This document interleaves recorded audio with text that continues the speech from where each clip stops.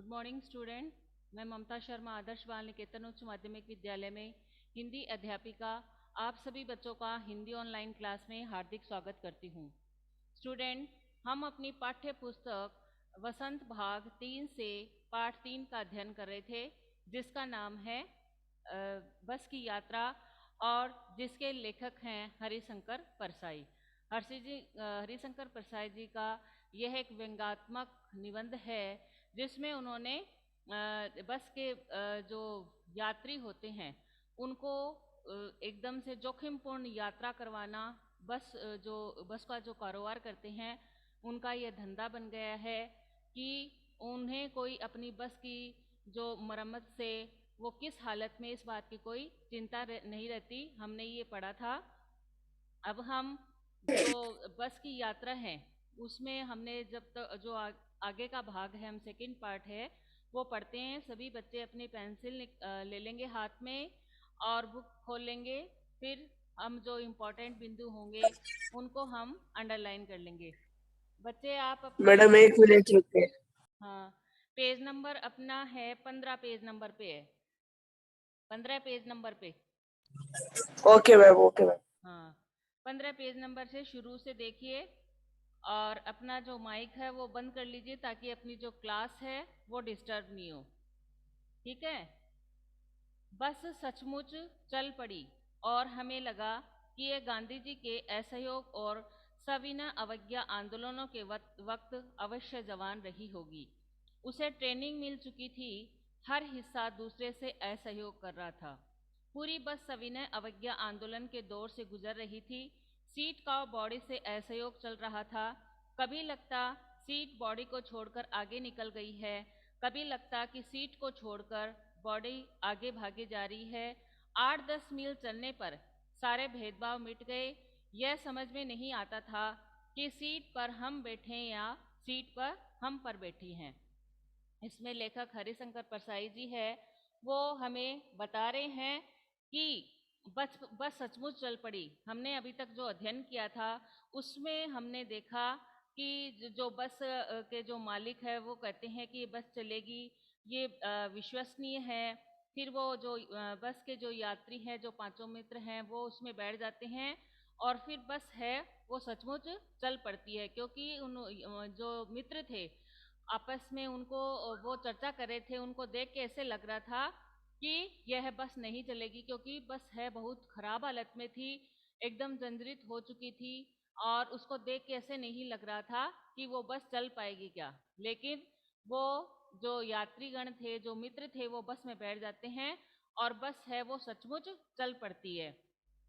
तब वो मित्र है वो ऐसे कह रहे हैं कि हमें लगा कि ये गांधी जी के असहयोग और सविनय आंदोलन के वक्त अवश्य जवान रही होगी, कि जिस वक्त गांधी जी का असहयोग आंदोलन चलना था। असहयोग आंदोलन यानी जिसमें सहयोग नहीं करना, और सविनय अवज्ञा आंदोलन यानी विनय के साथ जो उन्होंने आंदोलन किया था, तो उस वक्त ये अवश्य जवान रही होगी। उसे ट्रेनिंग मिल चुकी थी और हर हिस्सा दूसरे से असहयोग कर रहा था। हर हिस्सा दूसरे से असहयोग करने से मतलब क्या है कि जो गाड़ी की जो जो सीटें हैं और जो इंजन है, जो ड्राइवर के बैठने की सीट है और जो और उसके पार्ट्स हैं, वो एक दूसरे से असहयोग कर रहे थे। यानी कि वो एक दूसरे के साथ मिलकर नहीं चल रहे थे। क्यों? क्योंकि वो सारे खराब हो चुके थे। सीटें थी वो टूटी हुई थी, कांच वो टूटे हुए थे, तब वे एक दूसरे से सहयोग नहीं कर पा रहे थे। पूरी बस सविनय अवज्ञा आंदोलन के दौर से गुजर रही थी। उन्हें लगा, वो मित्र कह रहे हैं कि ऐसे लग रहा था कि पूरी बस है वो सविनय अवज्ञा आंदोलन के दौर से गुजर रही थी। यानी सविनय अवज्ञा विनय के साथ जो सविनय अवज्ञा आंदोलन जो चला था, उसी की तरह वो विनय के साथ सविनय विनय की जो अवज्ञा जैसे हो रहा, सविनय अवज्ञा आंदोलन जो चल रहा था, उसी तरह वो बस है वो चल रही थी। सीट का बॉडी से असहयोग चल रहा था, यानी सीट का जो सीटें थी, बस की जो सीट थी, वो ऐसे लग रहा था कि उसका बॉडी से असहयोग चल रहा था, यानी उसका वो सहयोग नहीं कर रही थी, क्योंकि जो सीटें थी वो टूटी हुई थी। कभी लगता सीट बॉडी को छोड़कर आगे निकल गई है, कभी जो हरिशंकर जी परसाई कह रहे हैं, कभी ऐसे लगता जैसे सीट है वो बॉडी को छोड़कर आगे निकल गई है, यानी जहां पर जिसकी सीट की जो जगह थी वो वहां से टूटी हुई थी। जब बस चल रही थी तो बस में चलने के कारण वो सीट है अपने स्थान से हिल रही थी, और वो कभी आगे की तरफ जा रही थी, कभी पीछे की तरफ जा रही थी। कभी लगता कि सीट को छोड़कर बॉडी आगे भागी जा रही है। वो सीट है वो अपनी स्थान पे स्थिर न होने के कारण, टूटी होने के कारण क्या लगता था कि ऐसे लग रहा था जैसे सीट को छोड़कर है वो बॉडी आगे भागे जा रही है, और कभी ऐसे लगता है कि बॉडी सीट को वो छोड़कर आगे जा रही है। 8-10 मील चलने पर सारे भेदभाव मिट गए। जब वो 8-10 मील है वो चल गए तो जो सारे भेदभाव थे उनको लग रहा था कि जो सीट है वो बॉडी से आगे निकल रही है, बॉडी है वो सीट से आगे निकल रही है। जब वो 8-10 मील आगे चले तब ऐसा लगा कि जो सारे जो भेदभाव थे वो सारे मिट गए। यह समझ में नहीं आता था कि सीट पर हम बैठे हैं या सीट हम पर बैठी है। लेखक कह रहे हैं कि हमें यह समझ में नहीं आया कि सीट पर हम बैठे हैं या सीट हम पर बैठी है। कि सीट पर हम बैठे और या सीट हम पर बैठी से मतलब क्या है कि वो जो सीटें थी वो टूटी हुई थी, तो जैसे जैसे वो बस चल रही थी उसमें धक्का लगने से वो बस जो सीट है वो कभी उलट जाती, तो उलट जाती तो वो तो जो सवारी थे यानी जो मित्र बैठे हुए थे वो तो नीचे हो जाते और वो सीट उनके ऊपर हो जाती। तब लेखक कह रहे हैं कि हमें ऐसे लगता कि सीट पर हम बैठे या सीट हम पर बैठी है। आगे पढ़ते हैं। एकाएक बस रुक गई, कि अचानक से बस है वो रुक गई। मालूम हुआ कि पेट्रोल की टंकी में छेद हो गया है। ड्राइवर ने बाल्टी में पेट्रोल निकालकर उसे बगल में रखा और नली डालकर इंजन में भेजने लगा। एकाएक है वो बस रुक गई। मालूम हुआ किस कारण रुक गई, कि पेट्रोल की जो टंकी है उसमें छेद हो गया। तो ड्राइवर ने क्या किया कि बाल्टी में पेट्रोल निकाला और उसे बगल में रखा और नली डालकर उसमें एक नली को डाला और इंजन में भरने लगा। अब अपना प्रश्न यहाँ से बन रहा है कि बस है वो अचानक कैसे रुक गई। तो 1 नंबर का जो प्रश्न अपना आता है उसमें ये ऑप्शन में भी आ सकता है, और ऐसे भी पूछा 1 नंबर के प्रश्न में भी पूछा जा सकता है, बहुविकल्पीय प्रश्न आते हैं उसमें भी पूछा जा सकता है ऑप्शन के साथ में। तो इसमें प्रश्न अपना बन रहा है कि बस है वो कैसे रुक गई, अचानक से एकाएक बस कैसे रुक गई। तो हम यहाँ से अंडरलाइन करेंगे कि पेट्रोल की टंकी में छेद हो जाने के कारण बस है वो एकाएक रुक गई, एकाएक रुक गई। यहाँ तक अंडरलाइन कर लेंगे। पेट्रोल की टंकी में छेद हो जाने के कारण बस है वो अचानक रुक गई। अब प्रश्न अपना यह भी बन रहा है कि जब पेट्रोल की टंकी में छेद हो गया तो ड्राइवर ने क्या किया। तो ड्राइवर ने, जिसका माइक चालू है वो बंद करो बेटा, किसका चालू है, माइक अपना बंद कर लो।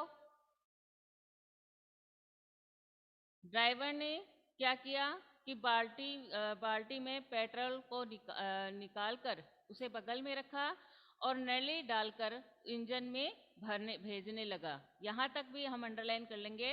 ड्राइवर से लेके और फिर इंजन में भेजने लगा तक हम अंडरलाइन कर लेंगे। आगे पढ़ते हैं। अब मैं उम्मीद कर रहा था कि थोड़ी देर बाद बस कंपनी के हिस्सेदार इंजन को निकालकर गोद में रख लेंगे। अब लेखक कह रहे हैं कि अब मैं उम्मीद कर रहा था कि जो थोड़ी देर बाद है वो बस कंपनी के जो हिस्सेदार है इंजन को निकालकर गोद में रख लेंगे और उसे नली से पेट्रोल पिलाएंगे, जैसे माँ बच्चे के मुंह में दूध की शीशी लगाती है। लेखक कह रहे हैं कि अब मुझे उम्मीद हो रही थी कि जो थोड़ी देर बाद है वो बस कंपनी के जो हिस्सेदार है वो इंजन को निकालकर क्या कर लेंगे, गोद में रख लेंगे और उसे नली से पेट्रोल ऐसे पिलाएंगे जैसे माँ है वो बच्चे के मुंह में दूध की शीशी लगाती है। जिस प्रकार जो बच्चा होता है वो रोने लग जाता है तब उसकी माँ क्या करती है, उसको गोद में ले लेती है और उसकी जो बच्चों की दूध पिलाने वाली बोतल आती है वो उससे दूध पिलाने लग जाती है। तो बच्चा है वो उसकी भूख शांत होने के कारण क्या है, चुप हो जाता है। वैसे ही जो गाड़ी है वो किससे चलती है? पेट्रोल से चलती है। तो उसका जब पेट्रोल है उसके में छेद हो जाता है और वो बस रुक जाती है, तो लेखक ऐसे कह रहा है कि मुझे ऐसे उम्मीद हो गई थी कि अब क्या करेगा कि बस कंपनी का जो हिस्सेदार है वो इंजन को निकालकर अपनी गोद में रख लेंगे और पेट्रोल की टंकी पेट्रोल है वो उसे नली से पिलाएंगे। आगे बढ़ते हैं। बस की रफ्तार अब 15-20 मील हो गई थी। कितनी हो गई थी बस की रफ्तार?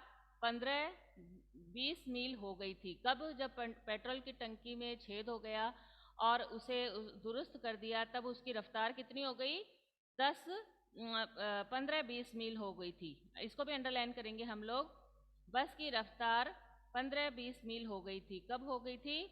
जब उसे पेट्रोल पिलाया गया, यानी उसकी नली में नली के द्वारा उसमें जब पेट्रोल डाला गया तब उसकी रफ्तार है वो 15-20 मील हो गई थी।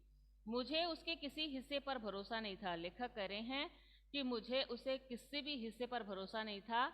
क्यों नहीं था? क्योंकि जो बस थी वो एकदम खराब हालत में थी। ऐसे लग ही नहीं रहा था कि जो ड्राइवर की जो सीट है वहाँ से वो चलेगी, या फिर जो उसमें जो पेट्रोल की जो टंकी है वो सही है, जो बॉडी है उसकी जो सीटें हैं वो सही है। इस प्रकार से उनको ऐसे नहीं लग रहा था कि कोई भी जो इसके पार्ट है वो सही है क्या। तो उस वो कह रहे थे, लेखक कह रहे हैं कि मुझे उसके किसी भी हिस्से पर भरोसा नहीं था। ब्रेक फेल हो सकता है, स्टेयरिंग टूट सकता है। प्रकृति के दृश्य बहुत लुभावने थे। दोनों तरफ हरे भरे पेड़ थे जिन पर पक्षी बैठे थे। मैं हर पेड़ को अपना दुश्मन समझ रहा था। जो भी पेड़ आता डर लगता कि उसे बस टकराएगी। वह निकल जाता तो दूसरे पेड़ का इंतजार करता। झील दिखती तो सोचता कि इसमें बस गोता लगा जाएगी। लेखक कह रहा है कि मुझे लेखक की कह रहे हैं कि मुझे बस के किसी भी हिस्से पर भरोसा नहीं था। क्यों नहीं था? क्योंकि बस एकदम खराब हालत में थी। लेखक को लग रहा था कि इसके कभी भी ब्रेक है वो फेल हो सकते हैं, इसकी जो स्टेयरिंग है वो टूट सकती है। तो लेखक का मन इन बातों को सोचकर एकदम बेचैन हुआ जा रहा था। हालांकि क्या था कि वो बस में बैठे हुए थे। जो प्रकृति के दृश्य थे वो बहुत लुभावने थे, मन को आकर्षित करने वाले थे। लेकिन लेखक का उन पर मन नहीं लग रहा था। प्रकृति के दृश्य में वो देख रहे थे कि दोनों तरफ क्या थे? सड़क के दोनों तरफ हरे भरे पेड़ थे जिन पर पक्षी बैठे थे। लेखक है वो हर पेड़ को अपना दुश्मन समझ रहा था। क्यों? क्योंकि लेखक को ऐसा लगता कि अब जो भी पेड़ आएगा उससे बस है वो टकरा जाएगी, और टकराने से क्या होगा?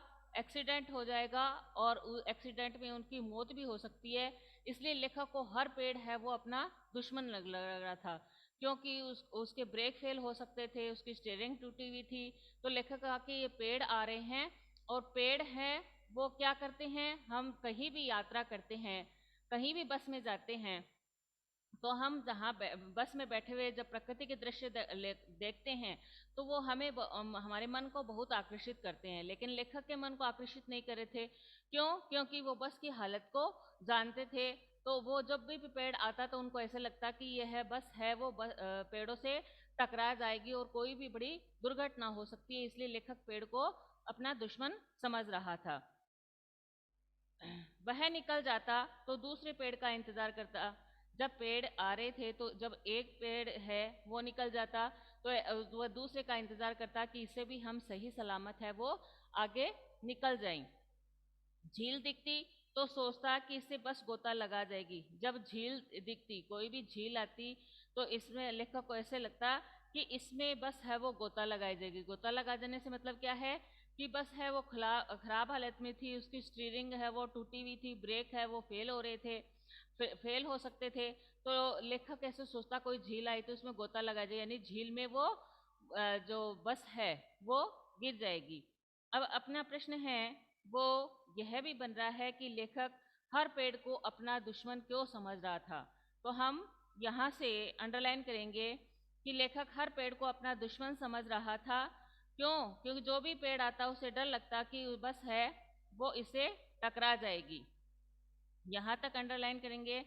फिर लेखक को झील से क्या डर लगता? तो झील दिखती तो लेखक सोचते कि इसमें बस है वो गोता लगा जाएगी। अपने एक एक नंबर के प्रश्न में भी ये दोनों आ सकते हैं और वैसे भी आ सकते हैं। अगर बड़ा प्रश्न पूछा जाए, लेखक हर पेड़ को और झील को अपना दुश्मन क्यों समझ रहा था, मिक्स करके आ जाए, तो हम इसका उत्तर ये है लिख सकते हैं। अंडरलाइन कर लेंगे आप लोग। आगे पढ़ते हैं। एकाएक फिर बस रुकी। एकाएक फिर क्या हुआ, अचानक बस है वो रुक गई। ड्राइवर ने तरह तरह की तरकीबें की।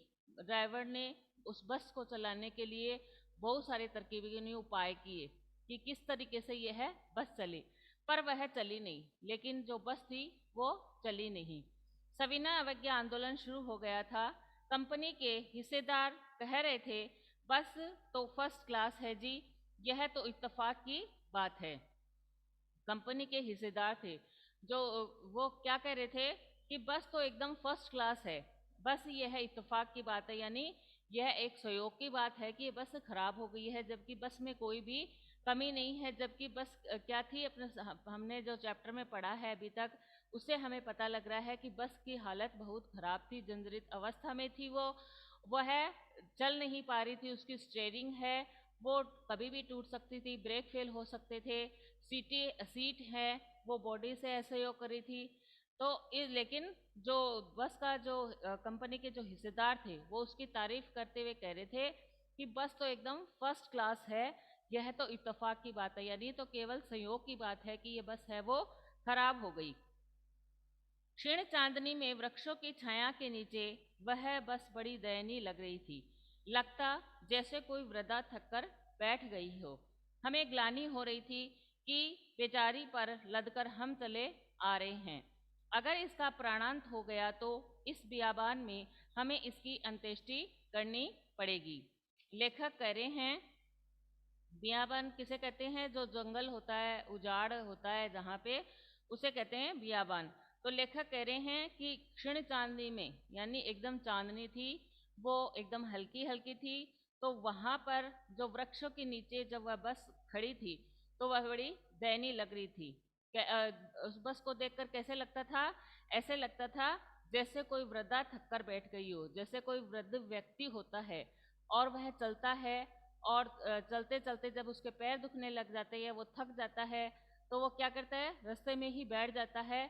वैसे ही लेखक कह रहे हैं कि बस है वो जब वृक्ष की छाया के नीचे खड़ी हो गई तो हमें बड़ी दयनीय लग रही थी। ऐसे लग रहा था जैसे कोई वृद्धा, यानी कोई कोई बूढ़ा व्यक्ति है, वो थककर पेड़ के नीचे बैठ गया हो।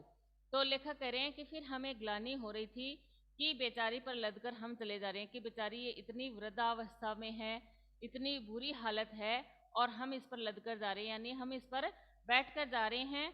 लगता है कि इसका प्राणांत हो जाएगा। अब लगता है कि प्राणांत हो जाएगा, यानी जिस प्रकार इंसान की मृत्यु हो जाती है वैसे ही है, ये बस भी एकदम वृद्ध हो चुकी है और हम इस पर लदकर आ गए हैं, हम इस पर बैठ कर आ गए हैं, तो अब लगता है इसका प्राणांत हो जाएगा और इस बियाबान में, यानी सुनसान जंगल में, उस उजाड़ में इसकी अंत्येष्टि करनी पड़ेगी। अंत्येष्टि का भी मतलब जानते हैं ना आप ना, जो मरने के बाद जो क्रियाक्रम किए जाते हैं उसको हम कहते हैं अंत्येष्टि। यानी जो मृतक कर्म होते हैं, जो दाह कर्म होते हैं, और जो मरने के बाद जो क्रियाक्रम किए जाते हैं उसे कहते हैं अंत्येष्टि।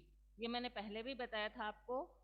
और तो हम अब इसको भी अंडरलाइन करेंगे कि जब वृक्षों के नीचे बस खड़ी थी तो कैसी लग रही थी और लेखक क्या सोच रहा था।